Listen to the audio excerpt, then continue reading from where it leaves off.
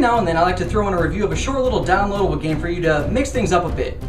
Last week, after releasing my 3D Dot Game Heroes review, Atlus sent me a code to download and review their latest Xbox Live title, Zeno Ultimate Edition. Now, if you're like me, likely you have no idea what the hell this game is even about. Originally available on the PC via Steam a year ago, Xenoclash brings you a first-person shooter with a heavy emphasis on melee combat in a really artistically creepy world. So, if this is your type of game, let's check it out. Released on May 5th for 1,200 Microsoft points, developed by Ace Team and published by Atlus, here's Xenoclash Ultimate Edition.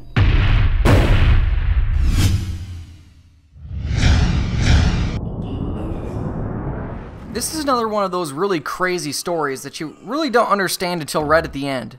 The entire game is shrouded in mysteries and looking back on memories as the story is unfolded to you. You play as Gat, a young man in the world of Xenozoic. Apparently, you've just killed Father-Mother, the father and mother hermaphrodite of the multi-species townsfolk in your village. You awaken from a series of dreams that serve as a tutorial, and are quickly escorted from the village by your friend Deidre. As the rest of the town hunts you down, you simply try to escape and find a new suitable home. You'll encounter several other tribes along the way until you run into a character known as Gollum, who kind of reveals to you what the heck is going on. Really, I didn't care for the story. I thought it was really creepy and just stupid. The Corwids are not slaves to morality or common sense. So...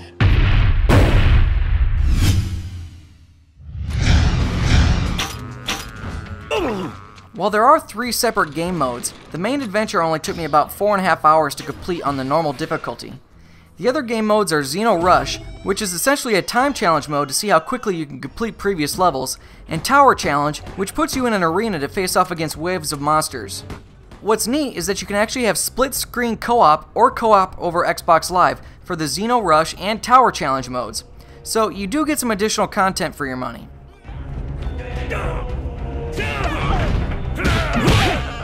Upon completion of the game, you also unlock a menu that allows you to enable a bunch of cheat codes to spice things up, and a gallery to check out your favorite characters.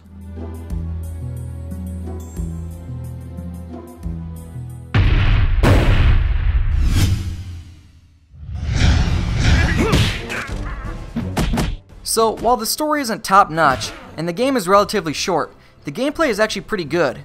Unlike most first-person shooters, this one has an arcade feel to it and focuses primarily on melee combat, giving you combos of quick and slow punches, as well as various blocks, throws, and kicks. Initially, the enemies are pretty easy to defeat, but later their difficulty increases exponentially. You really have to stay sharp and move around a lot if you want to avoid death. Each level is pretty short, but there are a bunch of them, and after each one your life is completely restored.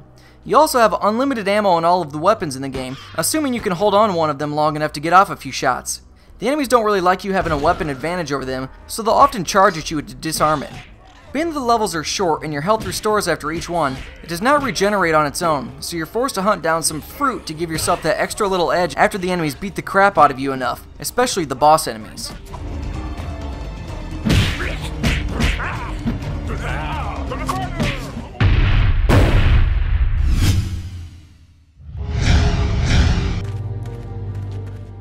I think one of the stronger points of the game are its graphics and art style.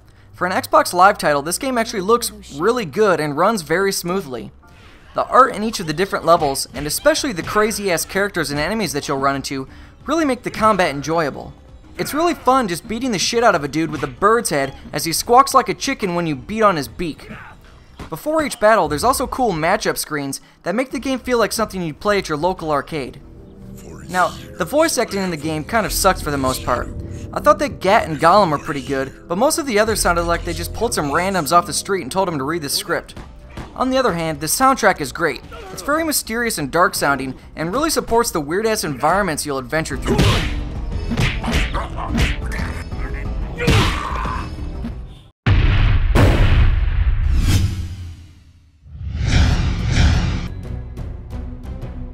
I don't know, this game was just kind of mediocre to me. The art style was really neat and the combat was fun, but it was short and the story really didn't draw me in at all. Granted, it's only 15 bucks. I'd probably still only recommend this to people looking for a melee-oriented first-person shooter with a really unique look and feel and kind of just need something to pass the time until the next big hit comes around. What do you guys think? Who thinks this game looks cool? Leave your questions and comments below. Check out the full write-up, screenshots, and gameplay footage over at ZeitgeistGameReview.com. Stay up to date by following me on Twitter, and check out my other channel, Zeitgeist Other, for gameplay footage. Don't forget to subscribe and press the thumbs up button. Thanks for watching.